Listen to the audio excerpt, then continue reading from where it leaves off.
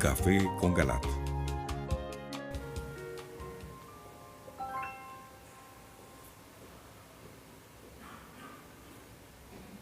Buenas noches, les damos la bienvenida a su programa Un Café con Galat.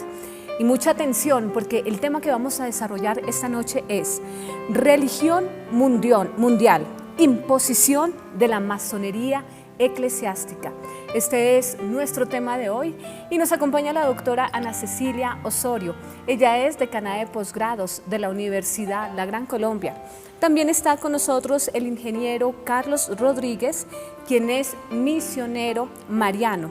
Ustedes también son nuestros invitados, así que pueden participar a través de las líneas 287-8355 en Bogotá, a través de la línea gratuita nacional 018-115-116 o por WhatsApp al número 320-859-8733.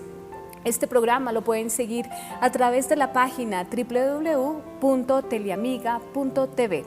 Conduce y dirige el doctor José Galat, presidente de la Universidad La Gran Colombia. Bienvenidos. Buenas noches, teleamigos y teleamigas. Con la reunión del G20 en Buenos Aires el mes pasado, se inició prácticamente en forma oficial el proceso de finalización del fin del mundo, no del mundo, perdónenme la expresión, del mundo de este mundo, porque va en un nuevo mundo, nuevos cielos y nueva tierra, en reemplazo de este.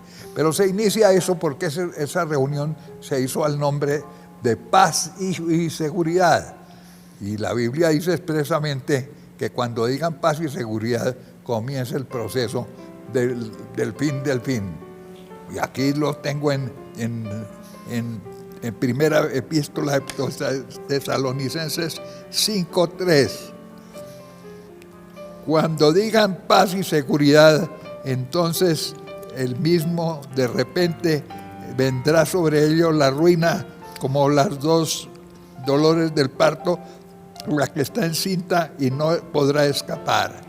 Se inicia pues el proceso bíblicamente descrito de cuando digan paz y seguridad, comienza el proceso de la ruina del fin y se inicia un nuevo ciclo. Por eso es tan importante seguir explorando esto con mayor profundidad, que es lo que vamos a hacer en el presente video.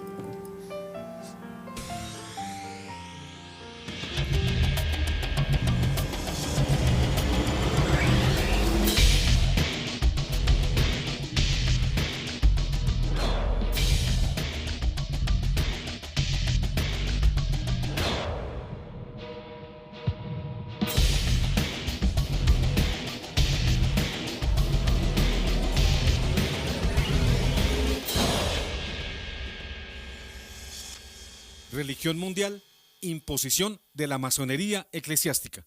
Parte 1. El pasado 31 de octubre de 2018 presentamos a ustedes en Un Café con Galat el programa titulado Bajo paz y seguridad, Francisco liderará religión mundial. Hoy seguimos con el tema para profundizar en lo que significa el verdadero y el falso ecumenismo y en la grave realidad de la unificación de las iglesias, tiene como propósito final la creación de una nueva religión única mundial, que luego de adelantar sus etapas buscará adorar a Satanás y destruir el plan salvífico de nuestro Señor Jesucristo. Hagamos algunas claridades. El proyecto del G20, reunido en Buenos Aires, de constituir una religión única mundial, no tiene como propósito, al menos inicialmente, el de constituir una sola iglesia, aunque la idea de una sola iglesia será un punto de culminación y de llegada. Al principio se trataría de hacer converger las distintas confesiones religiosas en algunos puntos comunes, pero dejando intacta la confesión individual de las personas o el credo de su religión particular, como bien lo dijo el pastor de la Iglesia Adventista del Séptimo Día, al denunciar la propuesta que había hecho el rabino Sergio Berman. Veamos el video. Y estuvo Sergio Berman, el rabino Sergio Berman, que es nuestro ministro de Educación y Cultura, que él y otros miembros de los que presentaron mencionaron el término paz y seguridad. La necesidad que en el planeta haya paz y seguridad. Y el ministro Berman dijo como un aporte que lo ideal sería que la Santa Sede, concretamente Jorge Mario Bergoglio, el Papa Francisco, fuera el presidente, el director de la unidad que tenemos que tener ahora todos los seres humanos, con una religión en común, donde todos, aunque tenemos distintas creencias y tal, pero todos tenemos que cuidar la casa común. Entonces no debe haber enfrentamientos religiosos.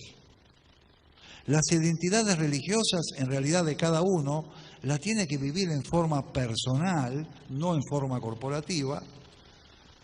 Lo importante es la ayuda del uno por el otro. Se exigirá, pues, la convergencia corporativa, es decir, la unificación de criterios en algunos puntos comunes, más de orden estructural que de orden dogmático. Repetimos esto en un principio porque se trataría de avanzar para llegar al final del camino a una sola fe para todos los adherentes, es decir, arribar a una religión a nivel planetario. En otras palabras, se llegaría a una religión única mundial, no cristiana. ¿Por qué el proceso va por etapas? ¿Por qué se inician con planteamientos que posteriormente serán negados en beneficio de otros nuevos que los replanteen? Porque si se exigiera de entrada que todas las personas crean en Cristo, como debería ser, si fuese legítimo, seguramente desde los judíos y musulmanes hasta los paganos del budismo y del hinduismo no lo aceptarían, y menos accederían ellos al bautismo cristiano. Obviamente, ni en el punto de partida ni en el de llegada podrán aceptar ellos a Jesucristo, ni menos el sacramento del bautismo. Entonces, ese proceso de unificación de cristianos con miembros de otras religiones no cristianas, sabemos que hace cortocircuito con las creencias de otras religiones que son incompatibles. Por eso, de entrada, no puede fusionarse para llegar a constituir una sola y única religión a nivel mundial.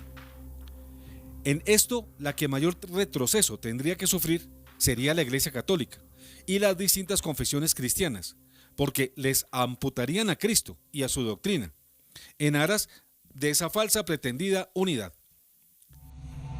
Religión única mundial y ecumenismo. Hay profundas diferencias entre el proyecto de Buenos Aires de dar a Francisco el encargo de constituir una religión mundial única y el ecumenismo, de que tanto se ha hablado en la Iglesia Católica, pues este último, el ecumenismo, busca en exclusiva la unificación de las iglesias cristianas para llegar a tener en todas ellas un solo rebaño, un solo pastor, un solo credo, como dice Jesucristo en el Evangelio de San Juan 10:16. Tengo además otras ovejas que no son de este corral, y a las que debo también conducir. Ellas oirán mi voz, y así habrá un solo rebaño y un solo pastor. Repetimos, esto se refiere únicamente a la unificación de la Iglesia Católica con las demás iglesias cristianas, no con las que desconocen a Cristo. La realización de este anhelo católico se consigue mediante diálogos sistemáticos y pacientes con la ortodoxia griega y Rusia, y con los distintos credos cristianos protestantes, para que estos se reintegren a la casa común, así como con los anglicanos. Miren que nos hemos referido a una integración de los cristianos, no de los que rechazan a Cristo como los judíos o islamistas, y con ellos el resto de los paganos. El proyecto del G20, presentado en Buenos Aires, no se trata, por tanto, de hacer la unidad con los distintos credos o iglesias cristianas, que es el ecumenismo. Es mucho más amplio, pues cobija a los credos del mundo entero, para constituir con ellos una unidad por etapas. Como dijimos inicialmente, una pseudocomunión sin Cristo, sin sus enseñanzas y sin sus sacramentos. Es decir, una falsa unidad sin Cristo, contra Cristo y por el anticristo. Al principio se busca una simple unidad, con el supuesto de amarnos mutuamente, de convivir sin conflictos y de trabajar en común por causas como la paz y la seguridad frente al terrorismo. plausible reunirse con otras denominaciones no cristianas, como lo recomienda el documento Nostra Aetate del Concilio Vaticano II, para dialogar y buscar acercamientos con ellas y cumplir propósitos del bien común internacional. Pero impermisible sería pretender que para ser una sola religión se prescindiera, así fuera, en uno solo de los planteamientos dogmáticos del catolicismo. ¿Y qué puede resultar de una unión de cristianos que prescinde de Cristo, de su credo y de sus medios de santificación? Pues sencillamente que el cristiano se va descristianizando y termina por perder su identidad. Por esta razón poderosísima, el intento de Buenos Aires no puede considerarse un proyecto ecuménico y mucho menos cristiano.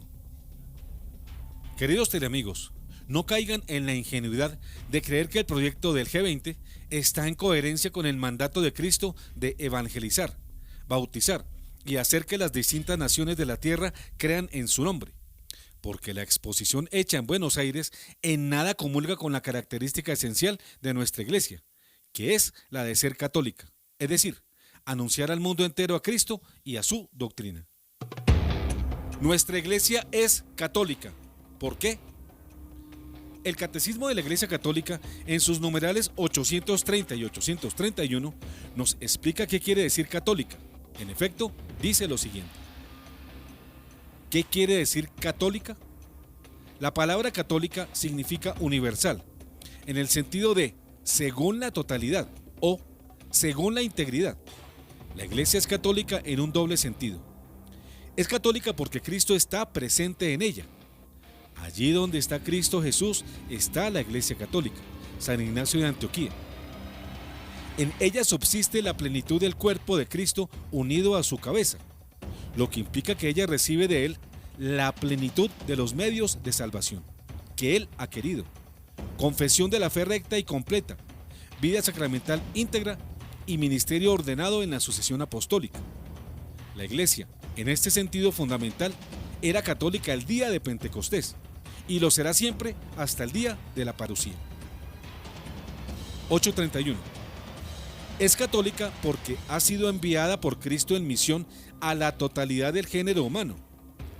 Todos los hombres están invitados al pueblo de Dios.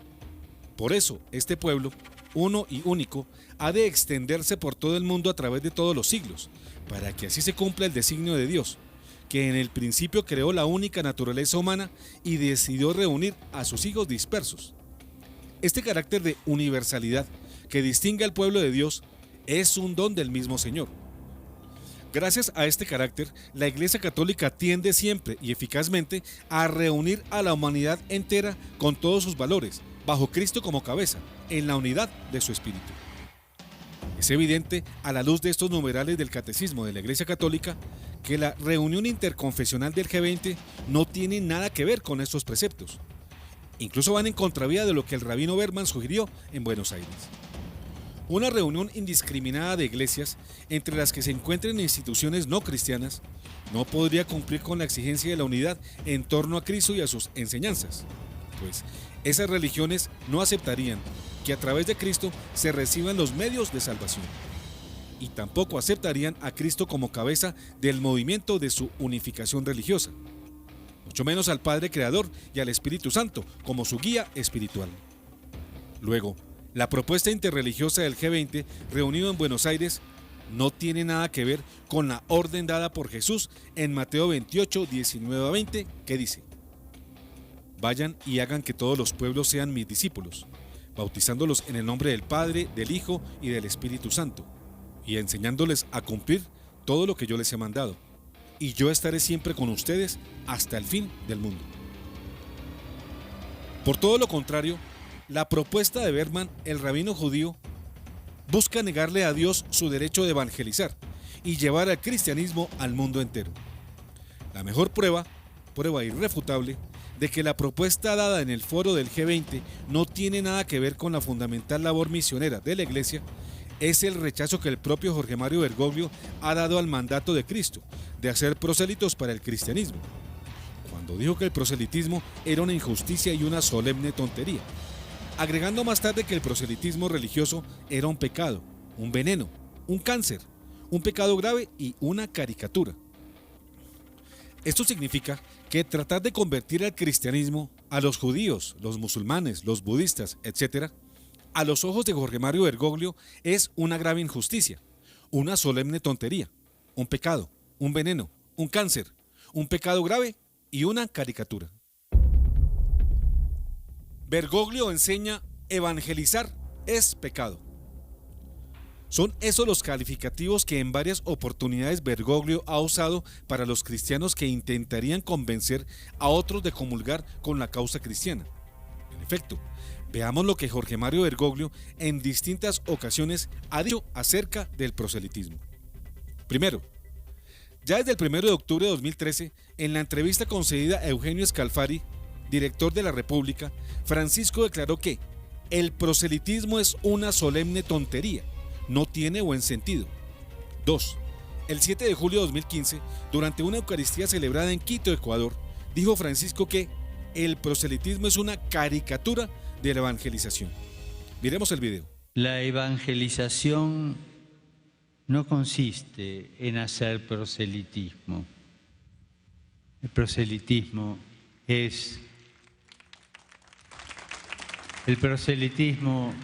es una caricatura de la evangelización. 3. El 13 de octubre de 2016, durante una audiencia concedida a peregrinos alemanes, en el aula Pablo VI, Jorge Mario Bergoglio expresó: el proselitismo es el veneno más fuerte contra el camino ecuménico. 4. En noviembre de 2016, en una entrevista al diario Avenir, Francisco agregó: el proselitismo entre los cristianos, entonces, es en sí mismo un pecado grave, porque contradice la dinámica misma de cómo volverse cristianos y seguir siéndolo. 5.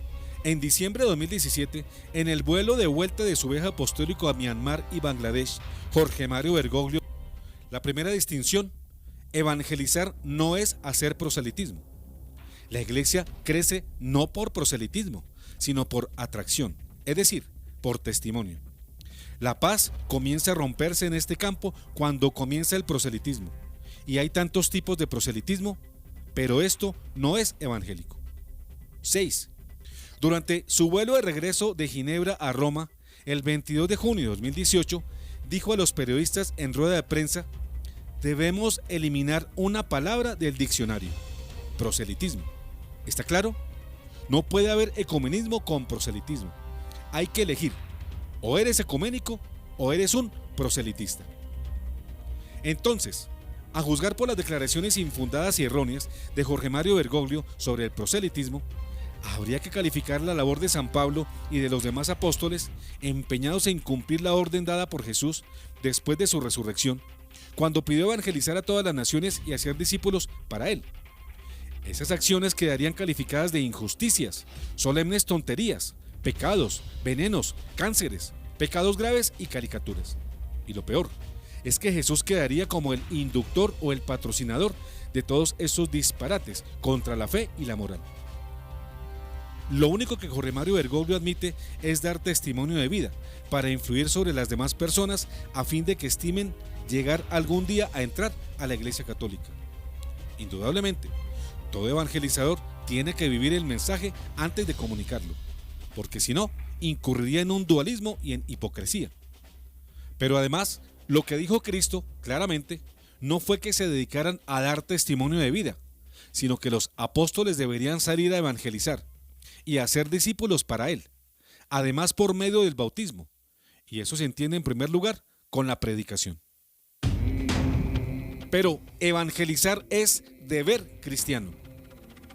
Por eso, inmediatamente después de la resurrección y ascensión de Jesucristo a los cielos, en los Hechos de los Apóstoles 2, 14, 42, vemos a San Pedro, líder de los apóstoles, tomando la palabra y en un valiente y elocuente discurso hablando a los judíos para que creyeran en Jesucristo. A continuación, escuchemos algunos apartes de dicha exhortación. Entonces, Pedro, poniéndose de pie con los 11, levantó la voz y dijo: hombres de Judea y todos los que habitan en Jerusalén, presten atención, porque voy a explicarles lo que ha sucedido. Estos hombres no están ebrios, como ustedes suponen, ya que no son más que las 9 de la mañana, sino que se está cumpliendo lo que dijo el profeta Joel. En los últimos días, dice el Señor, derramaré mi espíritu sobre todos los hombres y profetizarán sus hijos y sus hijas. Los jóvenes verán visiones y los ancianos tendrán sueños proféticos. Más aún, derramaré mi espíritu sobre mis servidores y servidoras, y ellos profetizarán. Haré prodigios arriba en el cielo y signos abajo en la tierra. Verán sangre, fuego y columnas de humo. El sol se convertirá en tinieblas y la luna en sangre, antes que llegue el día del Señor, grande y glorioso. Y todo el que invoque el nombre del Señor se salvará. Israelitas, escuchen. A Jesús de Nazaret, el hombre que Dios acreditó ante ustedes realizando por su intermedio los milagros, prodigios y signos que todos conocen, a ese hombre que había sido entregado conforme al plan y a la previsión de Dios, ustedes lo hicieron morir, clavándolo en la cruz por medio de los infieles. Pero Dios lo resucitó, librándolo de las angustias de la muerte, porque no era posible que ella tuviera dominio sobre él. En efecto, refiriéndose a él, dijo David: veía sin cesar al Señor delante de mí, porque Él está a mi derecha para que yo no vacile. Por eso se alegra mi corazón y mi lengua canta llena de gozo. También mi cuerpo descansará en la esperanza, porque tú no entregarás mi alma al abismo, ni dejarás que tu servidor sufra la corrupción. Tú me has hecho conocer los caminos de la vida y me llenarás de gozo en tu presencia.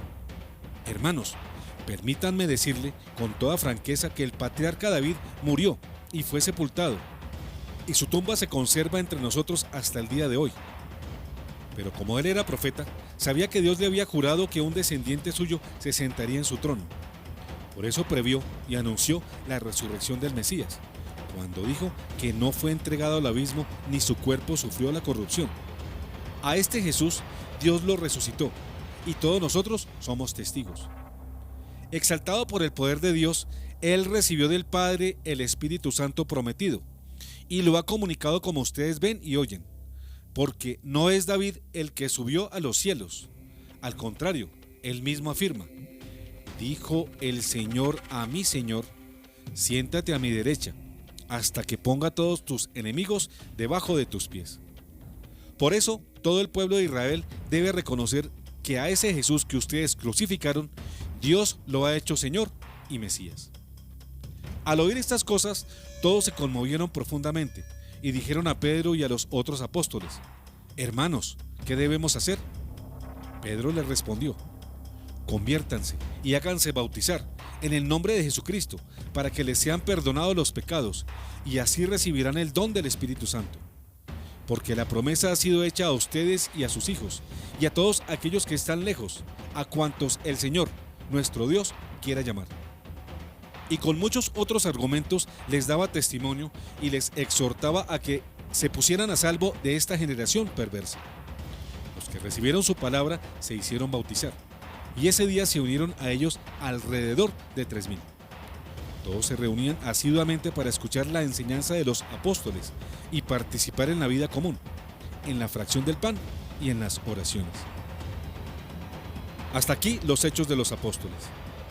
Luego, los otros apóstoles continuaron con la labor proselitista, enseñando lo que Jesucristo les había mandado, es decir, formando discípulos del Señor. Más adelante, miren cómo la Biblia, en Hechos de los Apóstoles 8, 25 y siguientes, nos dice que los apóstoles no solo se dedicaban a dar testimonio de la verdad, sino a predicar el Evangelio. Textualmente la Sagrada Escritura dice: y los apóstoles, después de haber dado testimonio y predicado la palabra del Señor, mientras regresaban a Jerusalén, anunciaron la buena noticia a numerosas aldeas samaritanas. Así, por ejemplo, vemos al apóstol Felipe, en Hechos de los Apóstoles 8, 26, 34, cómo se une al carruaje de un gobernante etíope para explicar las Escrituras, evangelizarlo y después bautizarlo. También tenemos el notable ejemplo de San Pablo, quien entre sus tantas correrías de evangelización, en una oportunidad pronunció un apasionado discurso evangelizador en el Areópago, en la ciudad de Atenas. Ese episodio lo relata el libro de los Hechos de los Apóstoles, capítulo 17, versos 22 a 34. Y de ese momento se sabe que si no todos, algunos se convirtieron y siguieron la doctrina de Jesucristo el Señor. Una de las mayores pruebas de que la civilización cristiana nació y creció por la predicación del Evangelio por parte de los apóstoles, es decir, por el proselitismo y por hacer prosélitos para Cristo, lo tenemos en las primeras comunidades cristianas, en donde se practicaban ejemplarmente, como en ninguna otra ocasión, el amor mutuo entre cristianos, gracias a la Eucaristía, a la oración, pero también a la enseñanza y predicación de los apóstoles. Así lo pueden corroborar ustedes en Hechos de los Apóstoles 2:42, que dice: todos se reunían asiduamente para escuchar la enseñanza de los apóstoles y participar en la vida común, en la fracción del pan y en las oraciones. Y también en Hechos de los Apóstoles 4:31-33 se nos dice: cuando terminaron de orar, tembló el lugar donde estaban reunidos. Todos quedaron llenos del Espíritu Santo y anunciaban decididamente la palabra de Dios. La multitud de los creyentes tenía un solo corazón y una sola alma. Nadie consideraba sus bienes como propios, sino que todo era común entre ellos. Los apóstoles daban testimonio con mucho poder de la resurrección del Señor Jesús y gozaban de gran estima. Jesús ordenó evangelizar y hacer prosélitos.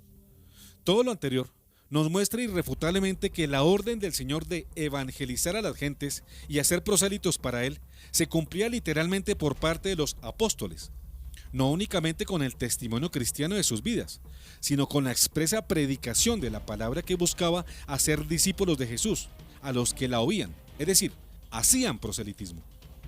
Por lo anteriormente descrito, no nos podemos comer el cuento de que hemos de renunciar al proselitismo, porque es dizque una injusticia, una solemne tontería, un pecado, un veneno, un cáncer y un pecado grave y hasta una caricatura. Por el contrario, dejar de hacer proselitismo, eso sí sería una injusticia, una solemne tontería, un pecado. No hacer proselitismo es dar veneno, es un cáncer, es un pecado grave y verdaderamente una caricatura del Evangelio. El proselitismo es la labor fundamental de la barca de Pedro. Es el alma de la iglesia misionera. Renunciar al proselitismo es castrar a la iglesia. Es como pegarse un tiro en la pata y condenarla a la inutilidad de sus funciones. Hemos oído a Jesús en el Evangelio de Mateo citado atrás ordenar que los apóstoles deben hacer de las gentes discípulos de Jesús. Esto significa, clara y llanamente, hacer proselitismo. Hacer proselitismo. Hacer proselitismo.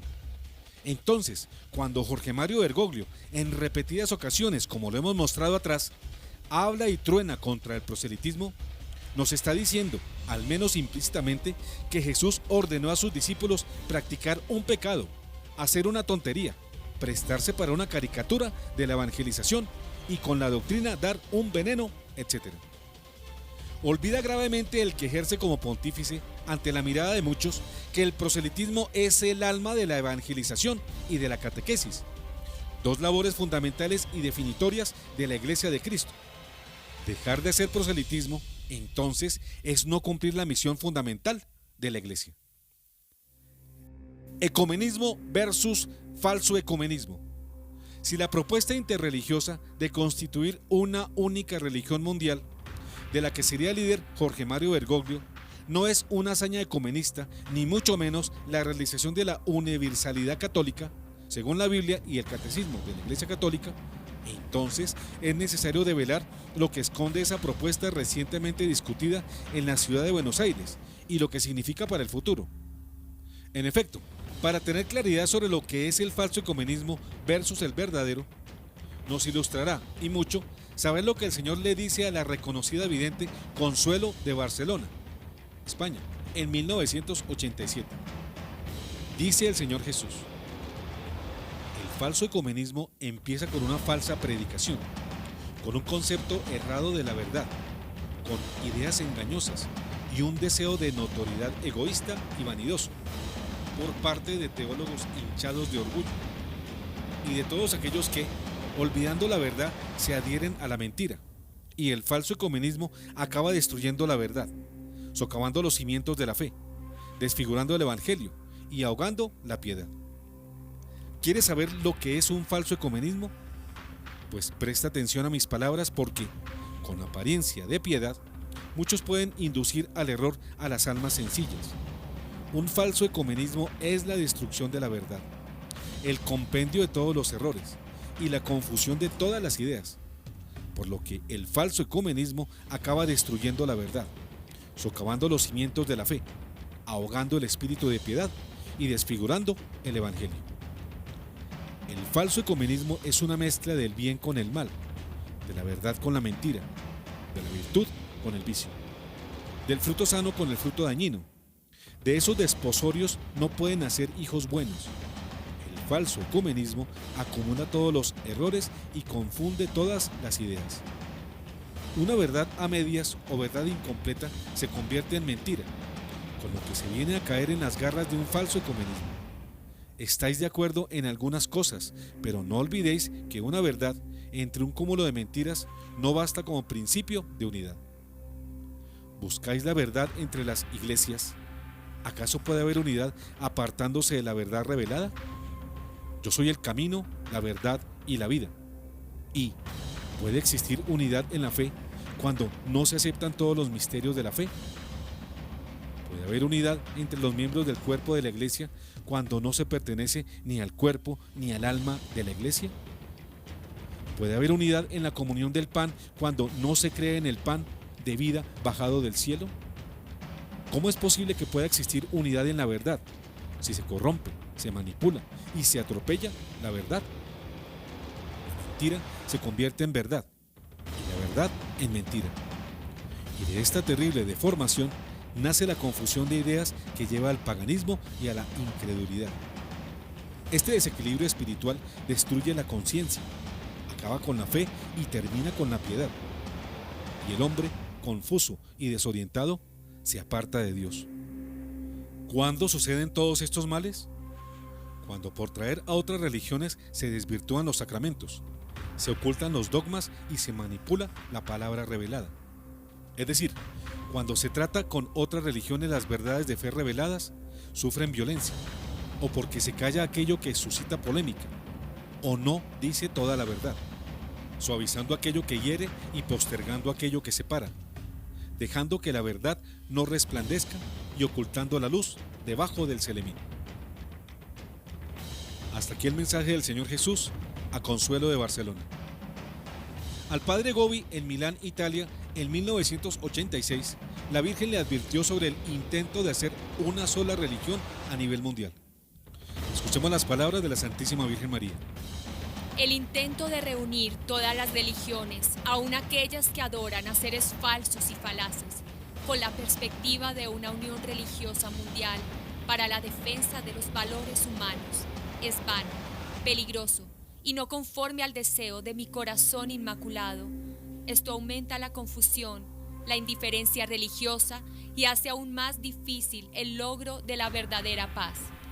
El vidente español Antonio de Sevilla, más conocido como Alma Pequeña, a quien nuestro Señor da sus locuciones desde 1998, que él publica bajo el título de Confidencias, es un profesor de Bellas Artes, casado y padre de familia. A él, el Señor, le habla sobre la impostura religiosa. Ya desde el 21 de julio de 2001, el Señor le dijo a Alma Pequeña: llegado el fin, los que aspiran a un solo gobierno mundial, con la mayoría de los principales países unidos en el aspecto militar, económico y político, solo les quedan ganarse para sus fieles el poder religioso mundial. Y este lo tienen ya bien fraguado y casi resuelto por parte de las grandes religiones del mundo, las cuales ponen al hombre en primer lugar y a Dios y su divinidad como algo secundario o mitológico. No olvidemos que en el pontificado de Jorge Mario Bergoglio, su humanitarismo es una hipertrofia del hombre frente a un Dios disminuido y poco reconocible como divino. El vidente Alma Pequeña continúa más adelante recibiendo el mensaje del Señor en estos términos: se nombrarán un papa a su gusto y medida, de todos los apóstatas y modernistas que están esperando en mi iglesia todos los cambios que ellos desean. De modo que será una nueva fe y religión que niega los dogmas, anula las devociones, cambia la liturgia y mi palabra, y presume de un falso ecumenismo que acepta todas las confesiones cristianas sin que abdiquen de sus errores. A pesar de esto y de despreciar la tradición y traicionar la fe verdadera, se llamará Iglesia Católica Apostólica, pero en realidad será una falsa iglesia, con un falso Cristo resucitado y sin cruz. Lo anterior, tomado de la Confidencia 615 del 21 de julio de 2001, dada al vidente español Antonio de Sevilla, conocido también con el nombre de Alma Pequeña.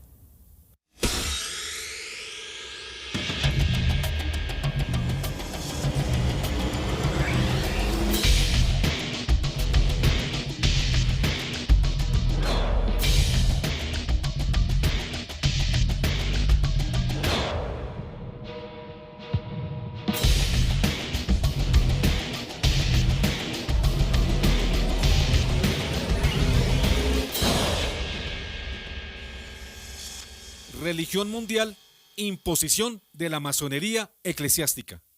Fin, parte 1.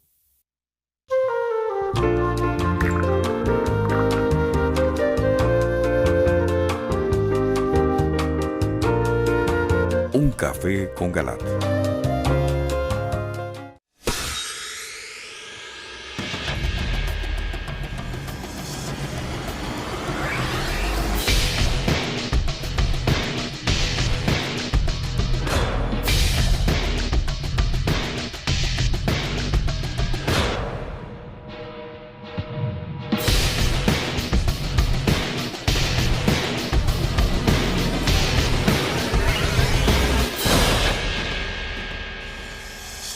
Religión mundial, imposición de la masonería eclesiástica. Parte 2. Verdadero y falso ecumenismo, al padre Gobi. El 13 de junio de 1989, la Virgen María, por medio de un mensaje al padre Stefano Gobi, explica lo que va a ser la segunda bestia del Apocalipsis, en favor de la primera que surge del mar. Veamos esta noticia dada en Dongo como el 13 de junio de 1989, aniversario de la segunda aparición de Fátima. La bestia semejante a un cordero. Dice la Santísima Virgen María: Hijos predilectos, hoy recordaréis mi segunda aparición, ocurrida en la pobre cova de Iría en Fátima, el 13 de junio de 1917. Ya entonces os predije lo que estáis viviendo en estos tiempos. Os anuncié la gran lucha entre mí, la mujer vestida del sol, y el enorme dragón rojo que ha llevado a la humanidad a vivir sin Dios. Os predije también el astuto y tenebroso trabajo realizado por la masonería para alejaros de la observancia de la ley de Dios y haceros de ese modo víctimas de los pecados y de los vicios. Sobre todo como madre, os he querido advertir de los grandes peligros que hoy amenazan a la Iglesia, a causa de los muchos y diabólicos ataques que se llevan a cabo contra ella para destruirla. Para alcanzar este fin, a la bestia negra que sube del mar, acude en ayuda desde la tierra una bestia que tiene 2 cuernos, semejantes a los de un cordero. El cordero, en la Sagrada Escritura, siempre ha sido el símbolo del sacrificio. En la noche del Éxodo, es sacrificado un cordero y con su sangre son rociados el dintel y las llambas de las casas de los hebreos para sustraerlos al castigo que en cambio alcanza a todos los egipcios. La Pascua hebrea recuerda este hecho cada año con la inmolación de un cordero que es sacrificado y consumido. Sobre el Calvario, Jesucristo se inmoló por la redención de la humanidad. Se hace Él mismo nuestra Pascua y se convierte en el verdadero Cordero de Dios que quita todos los pecados del mundo. La bestia tiene en la cabeza 2 cuernos semejantes a los del Cordero. Al símbolo del sacrificio está íntimamente unido el del sacerdocio, los 2 cuernos. Uno cubrecabeza con 2 cuernos que llevaba el sumo sacerdote del Antiguo Testamento. La mitra, con 2 cuernos, llevan los obispos de la Iglesia para indicar la plenitud de su sacerdocio. La bestia negra, semejante a una pantera, indica la masonería. La bestia con 2 cuernos, semejante a un cordero, indica la masonería infiltrada dentro de la Iglesia, es decir, la masonería eclesiástica, que se ha difundido sobre todo entre los miembros de la jerarquía. En las palabras anteriores, la Virgen María nos está diciendo que la segunda bestia, que surge de tierra firme, tiene carácter sacerdotal. Es más, carácter episcopal. Probablemente gozará de la plenitud del sacerdocio. Pero la Santísima Virgen María continúa. Esta infiltración masónica dentro de la Iglesia ya os ha sido predicha por mí en Fátima, cuando os anuncié que Satanás se introduciría hasta el vértice de la Iglesia. Si el objetivo de la masonería es el de conducir a las almas a la perdición, llevándolas al culto de falsas divinidades, el fin de la masonería eclesiástica, en cambio, es el de destruir a Cristo y a su Iglesia, construyendo un nuevo ídolo, es decir, un falso Cristo y una falsa Iglesia. Jesús es la verdad, el camino y la vida. Prosigue la Santísima Virgen María. Jesucristo es el Hijo del Dios viviente, es el Verbo encarnado, es verdadero Dios y verdadero hombre, puesto que une en su persona divina la naturaleza humana y la naturaleza divina. Jesús, en el Evangelio, ha dado de sí mismo la más completa definición, diciendo ser la verdad, el camino y la vida. Jesús es la verdad, porque nos revela al Padre, nos dice su palabra definitiva, lleva a su perfecto cumplimiento toda la revelación divina. Jesús es la vida, porque nos da la misma vida divina, con la gracia merecida por Él con la redención, e instituye los sacramentos como medios eficaces que comunican la gracia. Jesús es el camino que conduce al Padre por medio del Evangelio que nos ha dado como camino a recorrer para alcanzar la salvación. Jesús es verdad porque es Él, palabra viviente, fuente y sello de toda la revelación divina. Entonces, la masonería eclesiástica obra para obscurecer su divina palabra por medio de interpretaciones naturales y racionales, y con el pretexto de volverla más comprensiva y aceptada, la vacía de todo contenido sobrenatural. Observamos nosotros que eso es lo que ha hecho el modernismo teológico, sustentando racionalísticamente los motivos para negar las verdades de la fe y fructificar la pavorosa apostasía que hoy cunde en casi todos los prelados de la Iglesia, aunque muchos de ellos no se han dado cuenta de que son herejes y están en la apostasía. Falso ecumenismo y masonería eclesiástica. Prosigue la Santísima Virgen María. Así es como se difunden los errores por todas partes dentro de la misma Iglesia Católica.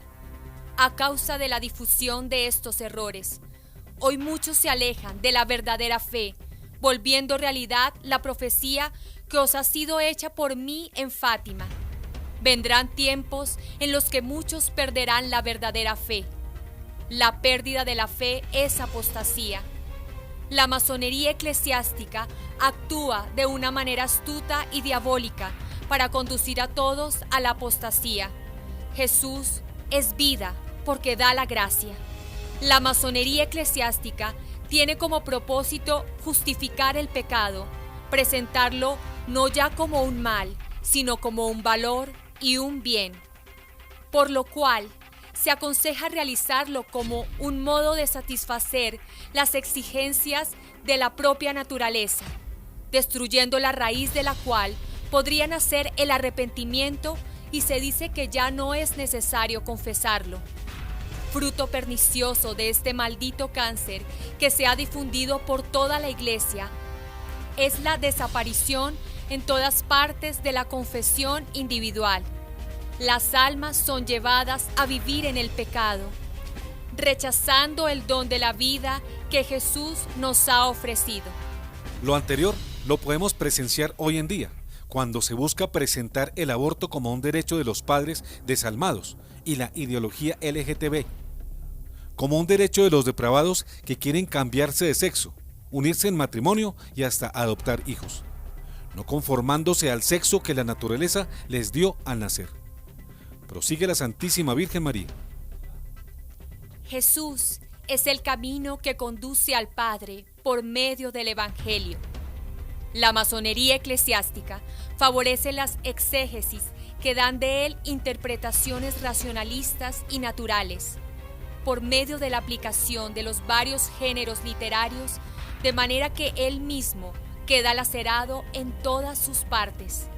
Al final, se llega a negar la realidad histórica de los milagros y de su resurrección, y se pone en duda la divinidad misma de Jesús y su misión salvífica. Después de haber destruido al Cristo histórico, la bestia con 2 cuernos semejante a un cordero trata de destruir al Cristo místico, que es la Iglesia.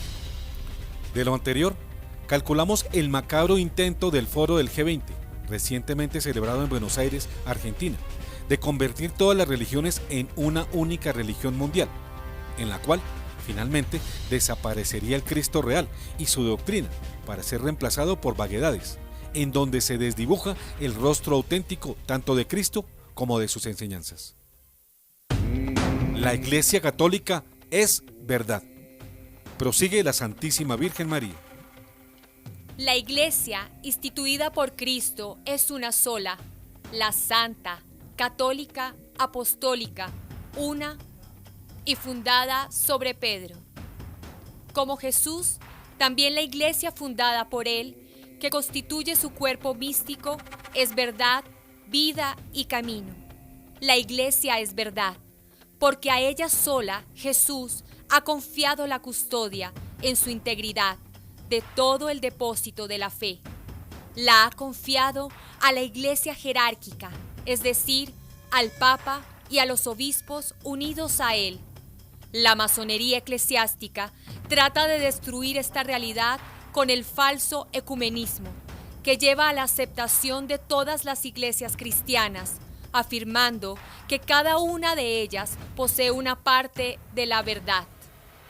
Cultiva el designio de fundar una iglesia ecuménica universal, formada por la fusión de todas las confesiones cristianas, entre las cuales estaría la Iglesia Católica.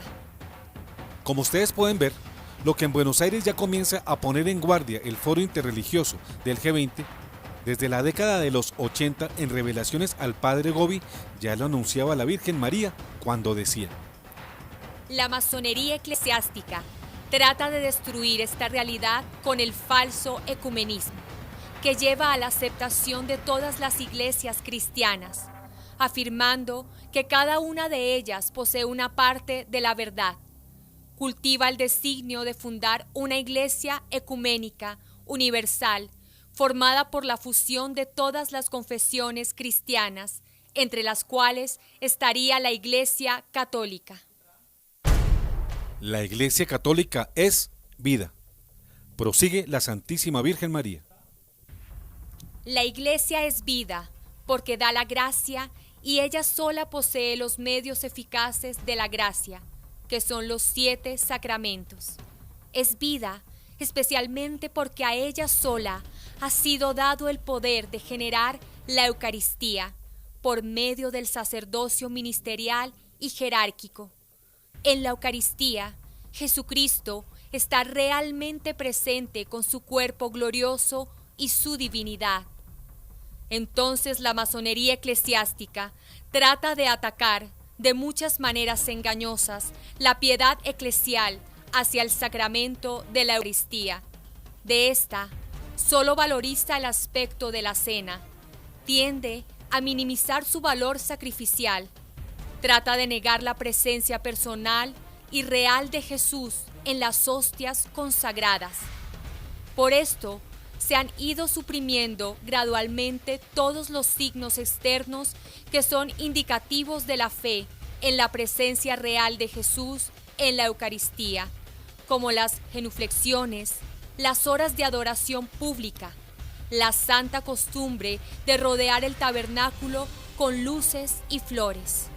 Vean también cómo la Virgen María anunciaba desde entonces que la Eucaristía, ante todo y por sobre todo, como sacrificio de su hijo, sería reemplazada por un banquete y finalmente por el de una simple memoria, como actualmente ya está aconteciendo.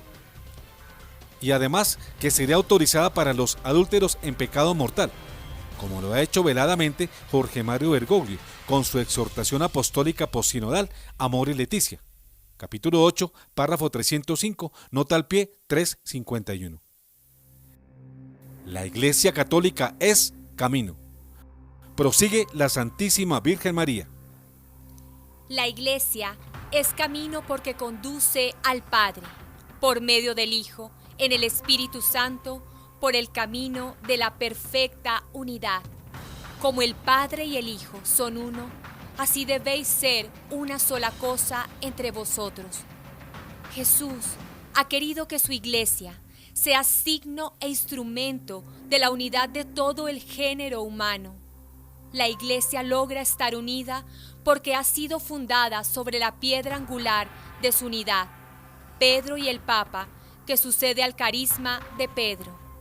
Entonces, la masonería eclesiástica trata de destruir el fundamento de la unidad de la Iglesia con el ataque astuto e insidioso contra el Papa. Ella urde las tramas del disentimiento y de la contestación al Papa. Sostiene y premia a aquellos que lo vilipendian y lo desobedecen. Propaga las críticas y las oposiciones de obispos y teólogos. De esta manera, se demuele el fundamento mismo de su unidad y así la Iglesia es cada vez más lacerada y dividida. Téngase bien presente que la Santísima Virgen María está hablando al padre Stefano Gobi en el año 1989, cuando la Iglesia estaba bajo el mandato, no de Jorge Mario Bergoglio, sino de un auténtico Papa, Juan Pablo II, a quien los cristianos debían dar obediencia y sumisión. Pero también se refiere al Papa auténtico, en todo tiempo, hoy su Santidad Benedicto XVI, no a uno falso, con apariencia de Papa, como lo es Jorge Mario Bergoglio, autoproclamado Francisco I y aclamado por la mayoría del rebaño ciego. Pastores, consagrados, no haciendo carrera. Prosigue la Santísima Virgen María. Hijos predilectos, os he invitado a consagraros a mi corazón inmaculado y a entrar en este mi refugio maternal, sobre todo para ser preservados y defendidos contra esta terrible insidia. Por esto, en el acto de consagración de mi movimiento, yo os he solicitado renunciar a toda aspiración a hacer carrera. Así podéis sustraeros a la más peligrosa y fuerte insidia usada por la masonería para asociar a su secta secreta a tantos hijos míos predilectos. Os llevo a un gran amor a Jesús verdad, haciéndoos valientes testimonios de fe a Jesús vida, llevándoos a una gran santidad, a Jesús camino, pidiéndoos ser en la vida solo evangelio vívido y anunciado al pie de la letra. Luego os conduzco a un gran amor a la Iglesia, os hago amar a la Iglesia verdad, haciéndoos fuertes anunciadores de todas las verdades de la fe católica, mientras os oponéis con fuerza y coraje a todos los errores. Os hago ministros de la Iglesia vida, ayudándoos a ser sacerdotes fieles y santos. Estad siempre disponibles a las necesidades de las almas. Prestaos con generosa abnegación al ministerio de la reconciliación y sed llamas ardientes de amor y de celo hacia Jesús presente en la Eucaristía. Que en vuestras iglesias se vuelva a tener con frecuencia la hora pública, adoración y reparación al Santísimo Sacramento del altar. Os transformo en testimonio de la Iglesia camino y os hago instrumentos preciosos de su unidad. Por eso os he dado, como segundo compromiso de mi movimiento, una particular unidad con el Papa. Recordemos lo que acabamos de mencionar arriba, que la Virgen María, cuando pide particular unidad con el Papa, se refiere en ese momento de 1989 a su santidad Juan Pablo II, auténtico pontífice, a quienes todos debíamos obediencia y acatamiento, porque la unidad de la Iglesia está con el legítimo Papa, hoy su santidad Benedicto XVI. Prosigue la Santísima Virgen María. Por medio de vuestro amor y de vuestra fidelidad, el designio divino de la perfecta unidad de la Iglesia volverá a resplandecer en todo su esplendor. De ese modo, a la tenebrosa fuerza que hoy ejerce la masonería eclesiástica para destruir a Cristo y a su Iglesia, yo opongo el fuerte esplendor de mi ejército sacerdotal y fiel, para que Cristo sea amado por todos, escuchado y seguido, y su Iglesia sea cada vez más amada, defendida y santificada.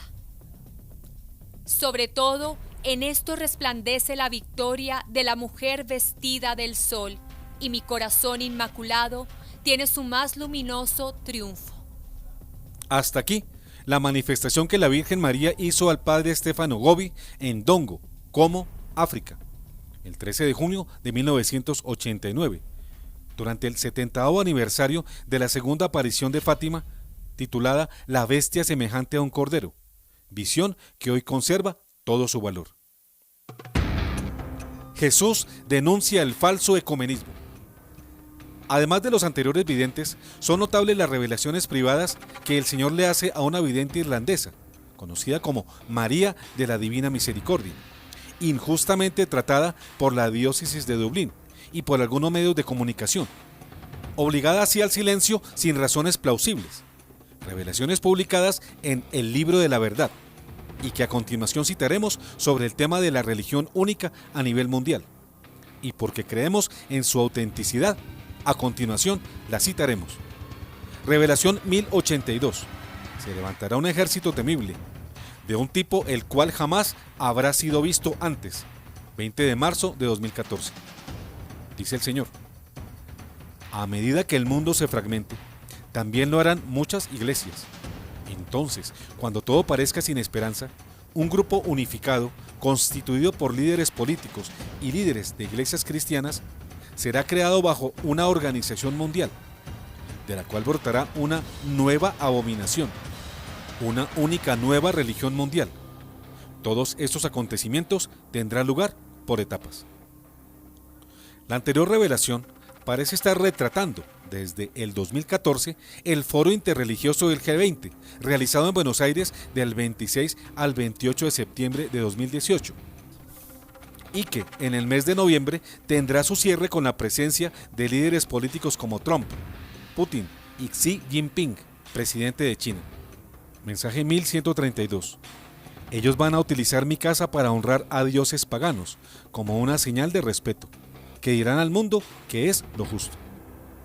Mensaje del Señor Jesucristo dado el 18 de mayo de 2014.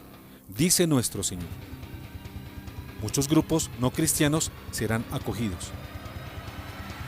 Aquellos que no me aceptan, porque no creen en quien soy yo, serán bienvenidos a mi casa. A ellos se les mostrará toda hospitalidad. Serán tratados con gran cortesía. Les presentarán regalos y, sin embargo, se negarán a reconocer a su anfitrión. Luego, con el tiempo, van a utilizar mi casa para honrar a dioses paganos, como una señal de respeto, que dirán al mundo que es sencillamente lo justo.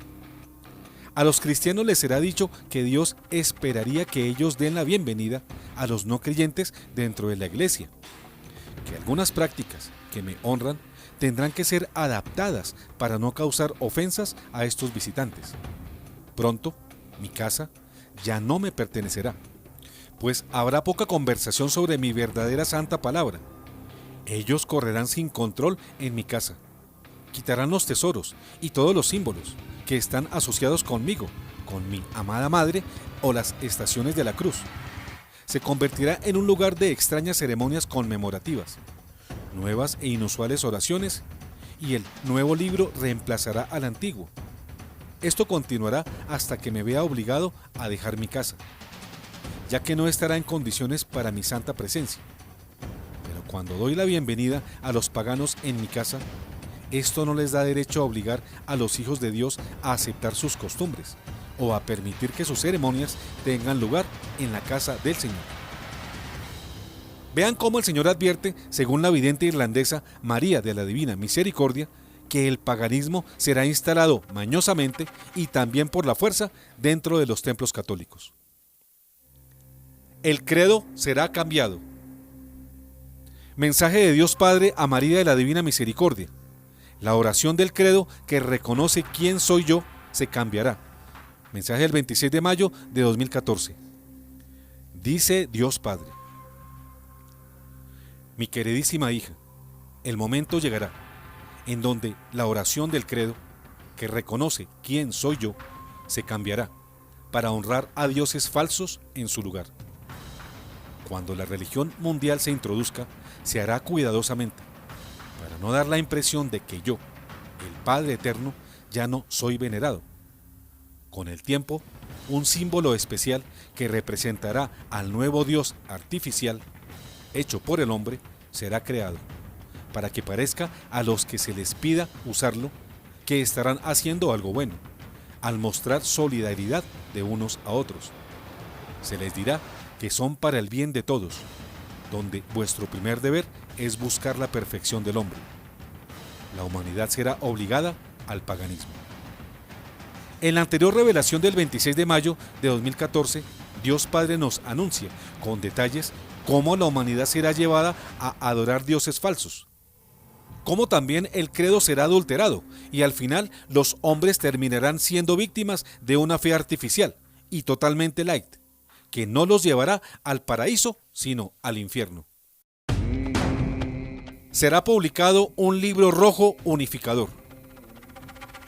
Mensaje 1145, dado por la Madre de la Salvación. El dígito 1 será usado como un símbolo en el nuevo libro. Mensaje del 6 de junio de 2014.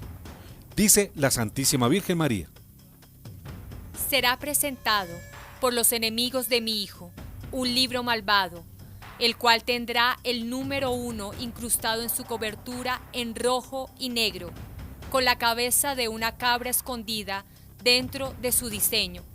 Este libro será declarado ser una publicación importante, la cual unificará al mundo. Será visto como la mayor fuente para lograr la unidad del mundo, y esto animará a todos aquellos que lo lean a adaptarse a una nueva forma de pensamiento, a una nueva forma de creer en uno mismo, de ser amable con uno mismo, para que podáis uniros como uno con los otros que sigan este mismo camino hacia la autoglorificación. Este libro llegará a ser una doctrina para unir a todas las naciones, todas las religiones, todas las políticas, todas las leyes y vías económicas.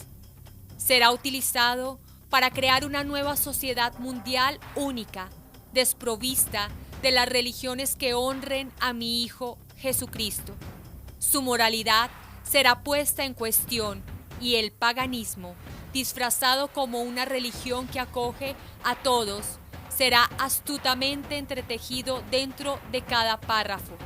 Se convertirá en un libro que promocione una forma de comunismo, pero será visto como algo con una espiritualidad única, la cual llegará a los corazones de muchos. Miren cómo queda retratado aquí el humanitarismo de Jorge Mario Bergoglio, que pretende glorificar al hombre disminuyendo a Dios. En este caso, a la vidente irlandesa María de la Divina Misericordia, la Virgen María le habla de una doctrina universal que pretenderá imponer dicho humanitarismo. La Iglesia remanente. Mensaje 1164, de la Madre de la Salvación. La verdadera Iglesia llegará a ser la remanente. Mensaje del 28 de junio de 2014. Dice la Santísima Virgen María: ellos entrarán en la Iglesia y darán testimonio de una nueva religión mundial que no honrará a mi Hijo Jesucristo. No solo no van a servirle, sino que el deber de ellos consistirá en estar al servicio de las necesidades del humanismo, lo que en su esencia misma negará la existencia del estado naturaleza sobrenatural de Dios y todo lo que Él representa. Nuevos tipos de cruces serán introducidas, las cuales ofenderán la señal de la cruz y lo que ésta significa en el corazón del hombre. Los no creyentes, quienes hasta ahora no tenían interés en el cristianismo, serán atraídos a la así llamada Nueva Iglesia Única Mundial, junto con todas las demás religiones que nos surgen de la verdad. Ellos se burlarán y mirarán con desprecio a los hijos de Dios, que permanecerán fieles a la palabra de Dios. La verdadera iglesia llegará a ser la remanente, y este ejército unirá a todo el mundo para convertirse en los santos de los últimos días y serán fortalecidos por el Espíritu Santo para que perseveren en la verdad. Aquí la Santísima Virgen advierte, a través de la vidente irlandesa, sobre la persecución que padecerán quienes no se dejen seducir por las pseudodoctrinas de la nueva religión mundial. La nueva iglesia será humanitarista. Mensaje 1245 de la Madre de la Salvación. Muchos serán despojados de sus títulos. 17 de octubre de 2014. Dice la Santísima Virgen María. Otras iglesias cristianas se acercarán a la recién adaptada iglesia y luego todo será puesto en marcha para que una nueva religión mundial se levante. Esta nueva forma de iglesia, en un primer momento, parecerá ser un soplo de aire fresco para muchos que desean el cambio. A continuación, esto se verá claramente que solo sirve a los que quieren las leyes de Dios cambiadas, con el fin de adaptarlas a sus vidas pecaminosas. Esta iglesia arruinará toda la fe, contará con todas las apariencias de una nueva, renovada iglesia de Dios, pero todos los símbolos, los que tienen el propósito de glorificar a mi Hijo, no habrá nada al respecto. Luego, cuando el tiempo se vuelva maduro, la nueva única iglesia mundial se dará a conocer y será vista como una gran institución humanitaria. Estará intrínsecamente vinculada al mundo de la política y los negocios. Entonces aquellos que nunca pertenecieron a ningún credo se unirán a ella. La nueva iglesia, con el fin de emanar un sentido de dignidad, promoverá obras humanitarias y de caridad y el mundo entero aplaudirá esto. Poco después, no habrá distinción entre esto y las alianzas políticas globales y las organizaciones empresariales dedicadas a la filantropía. La religión será no cristiana. Mensaje 1291. La nueva religión para todas las personas atraerá religiones no cristianas. 11 de diciembre de 2014. Dice nuestro Señor Jesús. La gente va a inscribirse para una nueva religión, disfrazada de cristiana, a la que se referirán como la religión del pueblo. Una religión que abarque a los fuertes, los débiles y pecadores, de la cual ellos dirán que atraviesa todas las divisiones políticas. Muchos creerán que están apoyando a su propia religión, pero me abandonarán. El camino para este gran engaño ha sido forjado, y los líderes de la nueva religión ya han sido nombrados. La nueva religión será vista como compasiva. La nueva religión para todas las personas atraerá religiones no cristianas. Y cada mentira convincente será presentada para defender este movimiento. Las leyes de Dios serán ignoradas por completo. Y todo intento se hará para justificar su nuevo enfoque para la evangelización mundial. En esta ocasión se nos advierte por medio de María de la Divina Misericordia de lo que ya mencionábamos antes sobre la unión forzada con cultos no cristianos. Y a la vez se revela que los líderes de este proyecto de la religión única mundial lo vienen cultivando sigilosamente desde hace mucho tiempo. Mensaje 1306 de la Madre de la Salvación. Se realizarán muchas sustituciones hasta que finalmente se forme la nueva religión. 3 de enero de 2015. Dice la Santísima Virgen María: El rostro de la iglesia de mi Hijo en la tierra cambiará hasta resultar irreconocible y será sustituido por uno que no es el de mi Hijo. Sustitución tras sustitución evolucionarán, mientras que las enseñanzas de mi Hijo serán puestas al revés y reemplazadas con falsas doctrinas seculares.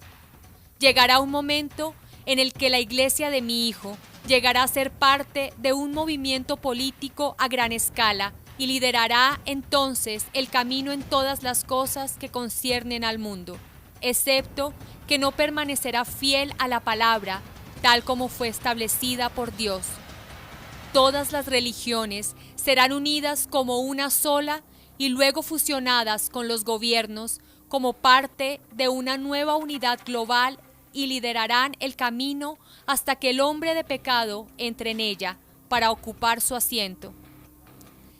Se realizarán muchas sustituciones hasta que finalmente se forme la nueva religión y ésta proclamará todo lo que en la superficie aparezca ser para el bien de todos. En el año 2015, la Santísima Virgen María le anticipó a la vidente irlandesa María de la Divina Misericordia que la iglesia sería desfigurada por etapas, al punto que cuando terminara el proceso sería casi irreconocible, pero con un poder global que implicaría no solo el aspecto religioso, sino también el político, el económico, el social, y todo cuanto involucra la vida cotidiana. Mensaje 1319. Con la sabiduría viene la capacidad de ver la verdad. 21 de enero de 2015. Todo pecado, deplorable a los ojos de Dios, será justificado, y esto incluirá toda forma de maldad. El pecado nunca se mencionará en la nueva Iglesia mundial que está por venir, y los actos realizados por los que quieren defender la palabra de Dios se convertirán en ilegales. Y así, la sabiduría, un don de Dios, faltará en vuestra sociedad a medida que la raza humana abraza actos que son condenados por Dios. Con lo anterior, se muestra la deplorable tendencia de llamar bueno a lo que es malo y virtud a lo que es pecado.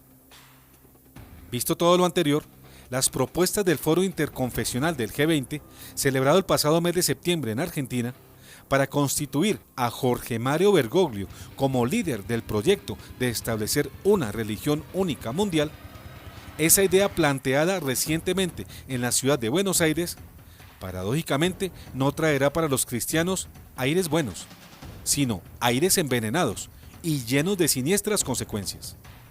Así que, finalmente, mis queridos teleamigos, tengan mucho cuidado, porque sin darse cuenta ya los pueden estar incluyendo y seduciendo para pertenecer al falso ecumenismo, representado por la religión única mundial, con el falso profeta a la cabeza, quien así prepara el camino del anticristo, quien bíblicamente anunciado será adorado por el mundo pagano e idolatrado por millones de almas, cuyos nombres no están escritos en el libro de la vida.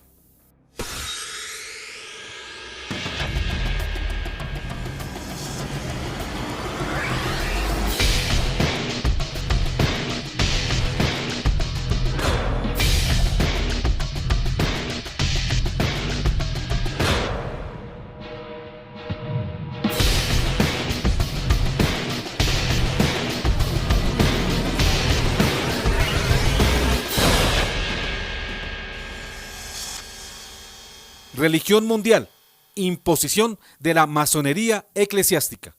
Fin.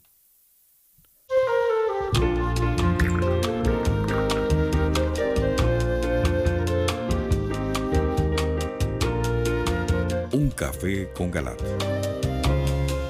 Muy bien, y continuamos con nuestro tema de hoy. Religión mundial, imposición de la masonería eclesiástica. Este es nuestro tema, doctor.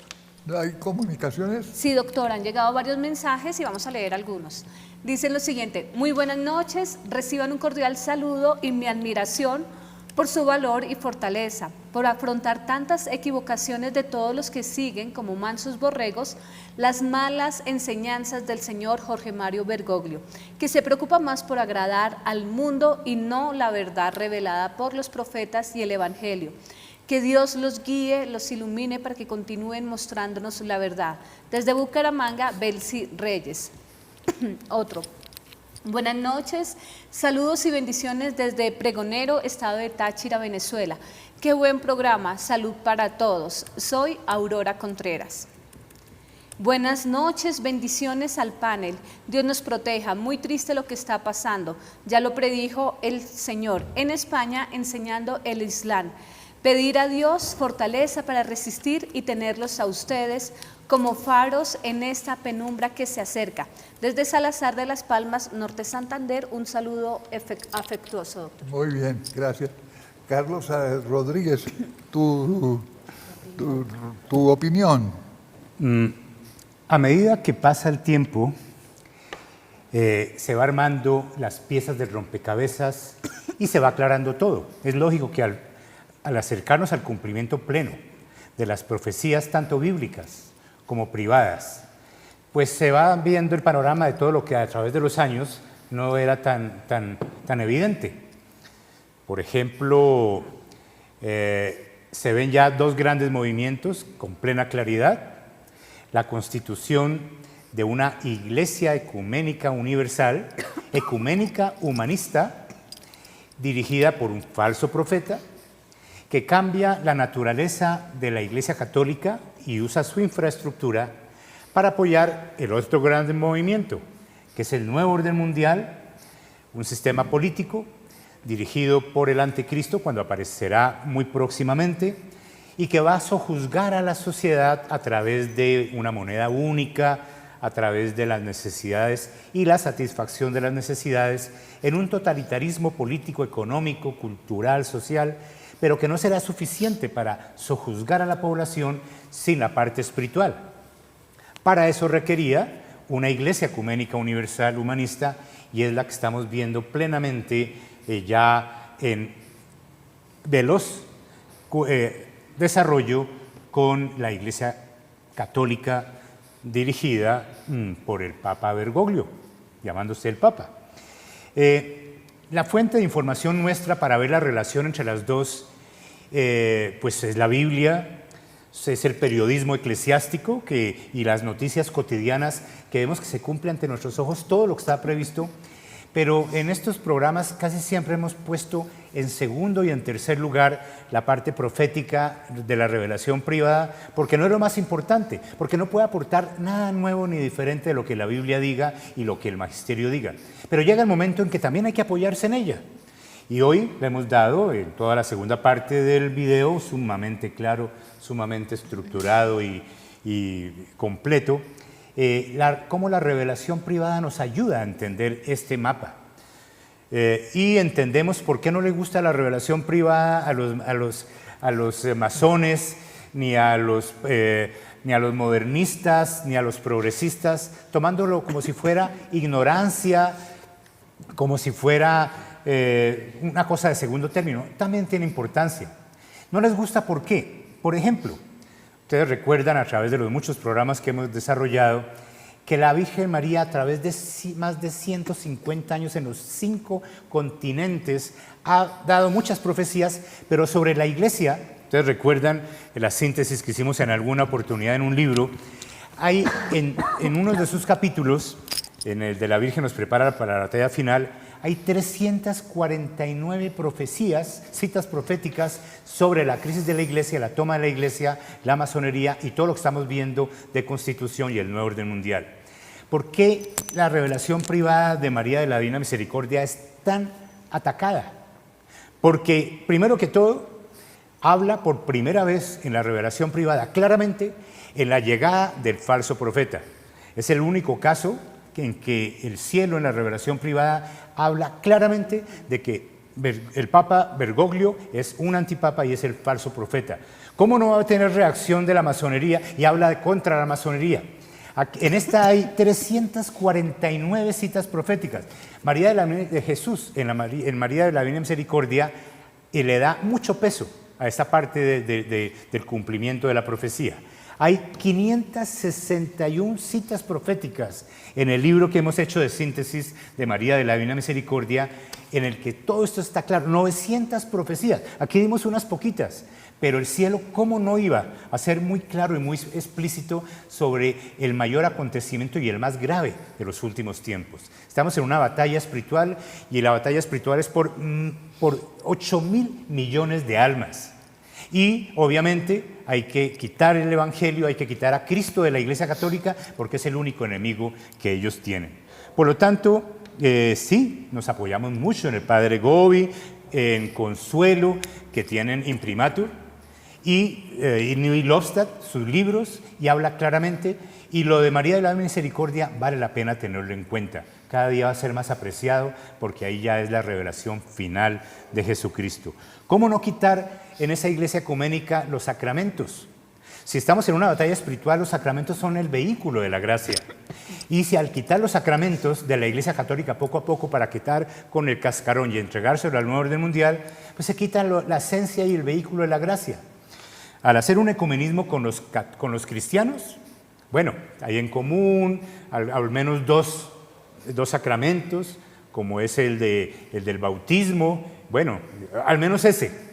Pero para que puedan venir los otros monoteístas, toca quitar ya el bautismo, toca quitar la confesión, toca quitar la Eucaristía. En el protestantismo también se quita la Eucaristía.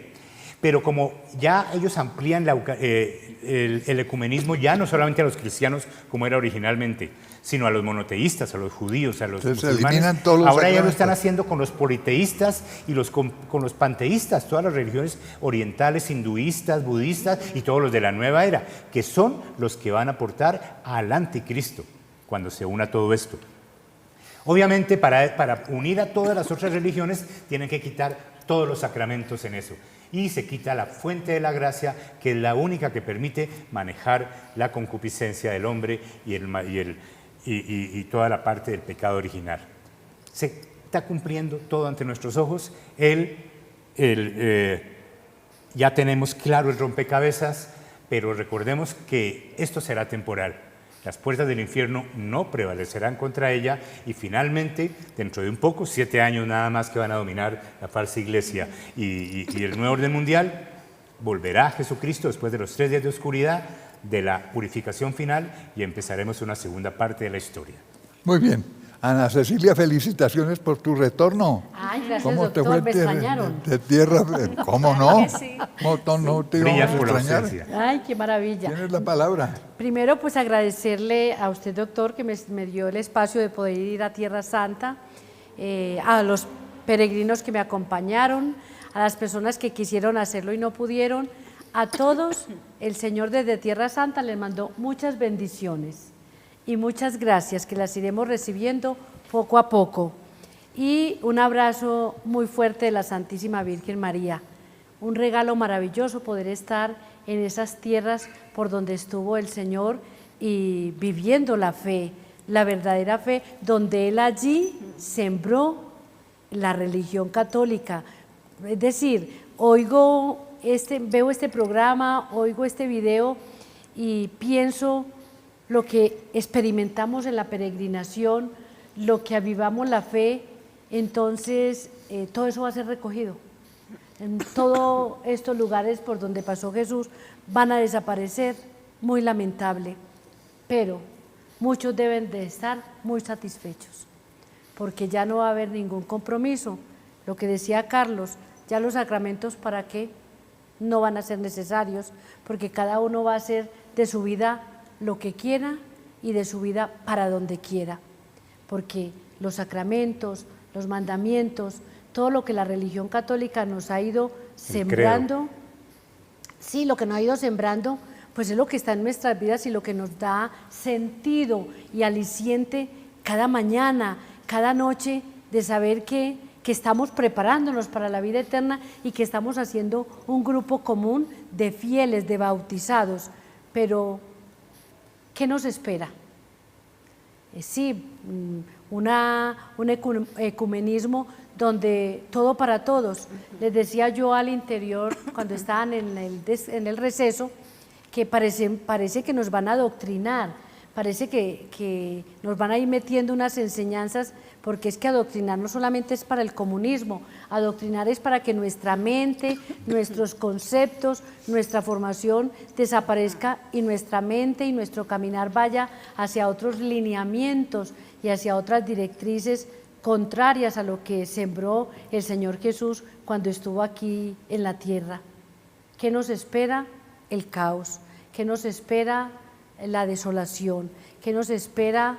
El estar, entre comillas, abandonados, pero como dice el doctor, el Señor no nos va a dejar colgados de la brocha.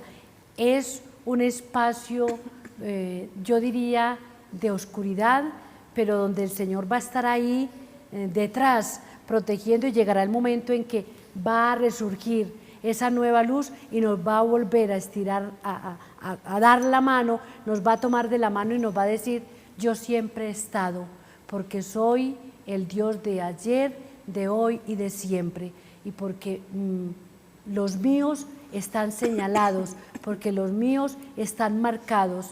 Y es una invitación a que seamos fieles, a que seamos firmes y no nos dejemos contentar con unos dulces que nos dan porque no vamos a tener compromisos. No, la fidelidad es hasta la eternidad y es el momento de reafirmarnos y de centrarnos más. De modo que muchas bendiciones, un abrazo y qué bueno estar con ustedes en casa. Muy bien, te felicitamos. Tienes la palabra. Gracias, Beatriz. doctor. Bueno, pues en este momento ya no podemos conformarnos con decir solamente vamos a orar, necesitamos oración, hay que orar y muchas veces ni siquiera oramos. En este momento, además de la oración, necesitamos formación, necesitamos hacer mortificación, ayuno y lo más importante, necesitamos tener valentía para defender nuestra Iglesia Católica. Por otro lado, quiero hacerles la invitación de este mes y será nuestro último Sáname y Libérame 2018 en Colombia. Esto será una jornada católica de oración, sanación y liberación con apoyo psicológico y espiritual para combatir heridas de crianza recibida, depresiones, ansiedades, apego a personas tóxicas, soledad y ataduras de ruina a causa de supersticiones y falsas creencias. Estaremos en Cali el día jueves 29 de noviembre en el Salón de Eventos Champañat. En Medellín estaremos el sábado 1 de diciembre a las 9 de la mañana en el Hotel Nutibara. En Bogotá estaremos el domingo 2 de diciembre en la Corporación Belén y en Duitama estaremos el lunes 3 de diciembre en la Cámara de Comercio. Quienes deseen tener mayor información y ojalá adquieran sus brazaletes con anticipación, ya que como va a ser algo más personalizado, el cupo va a ser muy pequeño. Entonces se pueden comunicar en Bogotá al 578-1888 o al celular 320-439-5475. Doctor, muchas gracias. Bueno, en vista de la hora súper avanzada, vamos a terminar este video, este programa. Este café que nos tomamos. Este café que espero que no se le indigeste a nadie. Y que sepa, a pesar de lo amargo de las noticias, que sepa dulce en el corazón para los videntes que han puesto su confianza en el Señor. Los invito a eso, a no abandonar la confianza en Dios, a permanecer fieles a Él, porque Él nos protege, pase lo que pase. Y hasta la próxima, mis queridos amigos.